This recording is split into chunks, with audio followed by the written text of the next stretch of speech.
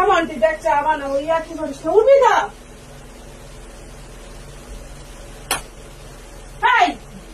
কিরম বিরক্ত করে, উঠবি?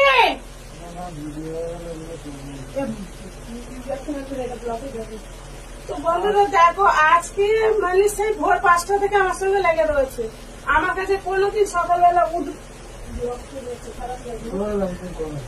কোনোদিন আমার কাছে আসে না। আজকে 5টা থেকে উঠে আমার ঘুম ভাঙিয়ে লাস্টে বললো আমি কচুরি খাবো, আমাকে 30টা টাকা দাও। এইবার তোমরা বলো, কেউ বাসে মুখে ঘুম থেকে উঠলে টাকা চাইলে টাকা না দিলে হয়? যা নিয়ে খা, 6টা কচুরি 30 টাকা। না না, ও বাসি মুখে নেই বন্ধুরা, ও দাঁত ব্রাশ করে নিয়েছে। বাবা ওটা বলছে বাসি মুখে আছে, 100 টাকা দাও। তোকে সব বন্ধুরা কি বলে জানিস, তোমার ছেলেটা খুব ইয়াকি মারে। গরম গরম একটা চা করবো, মা ছেলে খাবো। তোমরা তো জানো 2 দিন ধরে ভিডিও দিতে পারিনি, আজকে আবার মানে খুব উৎসাহ নিয়ে ভিডিওতে এসছে। অসুস্থ থাকার পরে আমার সব থেকে মানে ইসে লেগেছে যে কালকে রাতে আমাকে একজন ফোন করেছে, ফোন করে আমাকে বলছে এসে ভিডিও দেখবে। একটা অঞ্চলের একদিনে কথাই আছে, ফোন করেছে আমাকে বলছে বৌদি তোমার ভিডিও দেখে আমি অবাক হয়ে যাচ্ছি, এটা তুমি কিনা। মানে আগের চেহারা আর আগের এখনের চেহারার মধ্যে অনেক পার্থক্য, শরীরটা ঠিক করো। হ্যাঁ, কালকে সন্ধ্যাবেলা একজন ফোন করে আমাকে এরকম বলেছে, বলে নিজের শরীরটার দিকে যত্ন নাও, পুরো মানে আলাদা হয়ে গেছে। তো যাক গিয়ে শরীরের যত্ন নিয়ে আসা হবে কিনা বলতে পারছি না। যতক্ষণ বেঁচে আছি টুকটাক ভিডিও দেবো, তোমাদের সঙ্গে তুমি পাশে থাকো। আর আমি একটু চা করে আনি, আর তোমার দাদা ভাইকে ভাত খাবে। ওকে বলেছি একটা কচুরি রাখতে, ও রাখবে। ও বলেছে যে তুমি যা খাবে নাও, কিন্তু আমার এই পেটটায় কিচ্ছু ঢোকে না, একদম কিছু খেতে লাগে না। একটা ভাগ বলে রাখছি, আমি চা খাবো একটা রাখিস।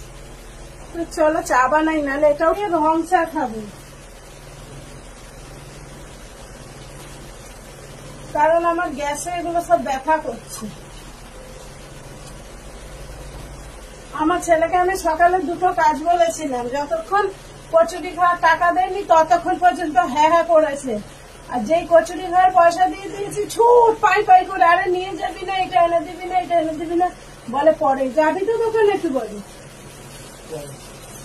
বেশি পরে আমি দেবো তোমাকে, বেশি পরে। একটা নিয়েছি, কিন্তু বিশ্বাস করো পেটে লাগছে, খেতে পারবো না।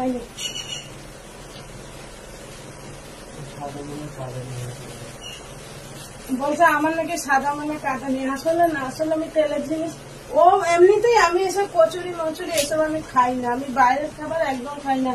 তারপরেও কেন বললো তো, আমার গ্যাস হয়, আমি প্রচন্ড দুধ চা খাই, আর প্রচন্ড আমি না খেয়ে থাকি। এর আগে তো একদম সকাল থেকে রাত 11:30টার সময় খেয়েছি, সকাল দিয়ে শুধু 3 বার চা খেয়েছি। তারপরের দিন গিয়ে বেলা 5:30টায় ভাত খেয়েছি, সকাল থেকে 2 বার চা খেয়ে। এই জন্য এত বেশি আমার শরীরটা খারাপ হয়ে যাচ্ছে, এত বেশি।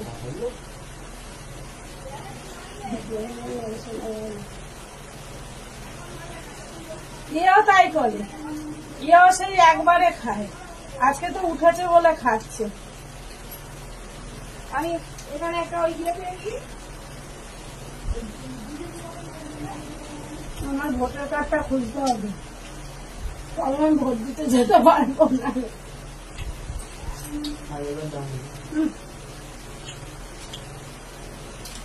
ভোট আমি মিস করি না, প্রতিবার বলি দেবো না, কিন্তু একবারও মিস করি না। এখানে কি হচ্ছে জানিস তো, কথাবার্তা সংযুক্ত বলছি।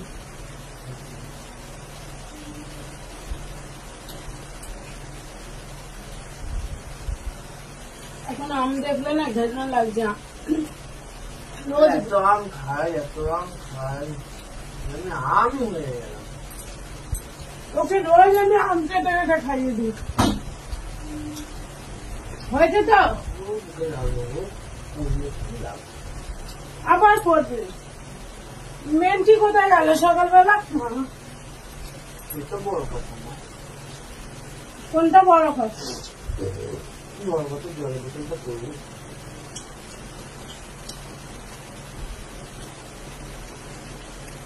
আমি চিবিয়েই পাচ্ছি না, এসব কি মানুষ খায়?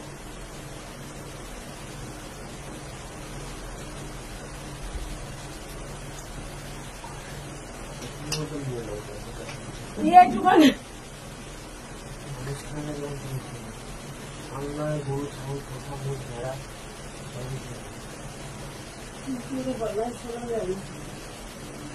খুব মজা না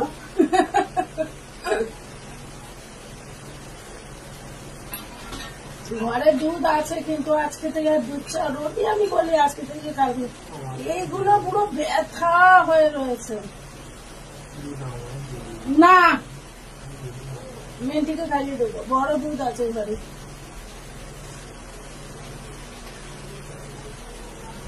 ওরও গ্যাস অম্বল হয় জানো তো। আসলে ওকে দিতাম না আজকে অনেক দিন ওই খাবারগুলো খায় না।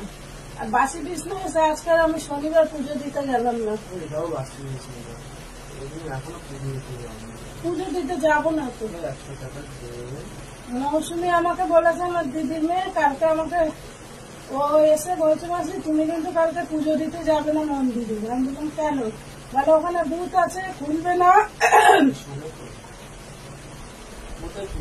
এই তো ওই রিক্সা স্ট্যান্ডে। ও শ্রীনগরের ওখানে যে বড় মন্দিরটা, শ্রীনগর আর অজয়নগর যেতে যে মন্দিরটা আছে। বাবা এই যে আমাদের এইদিকে যখন শ্রীনগরে ঢুকবি এই পাশে একটা যেতে বাদিকে একটা মন্দির পড়ে না। না তুমি ওইটা ধরলে হবে না কিন্তু আপায়নের অপোজিটে না এইটা। কারণ একটা মন্দির নেই যে মন্দিরে ব্রাহ্মণ সকাল থেকে পুজো করে, একমাত্র মন্দির, মানে বিরাট বড় পুজো, গেলেই তোমার মনটা শান্তি। জানি না মেয়েটা মানা করলো আর আমিও গেলাম না, আজকে পুজো গেলাম। ও বললো বললাম থাকবে, মেয়েটা তো কোনোদিন বলে না, বললো প্রত্যেকের কথা মেনে চলাই কর্তব্য, ঠিক আছে যাবো না। তারপরে নিজের শরীরটাও দুদিন ধরে তো অনেক বেশি খারাপ। পুরো আমাকে দেখতে কেমন লাগছে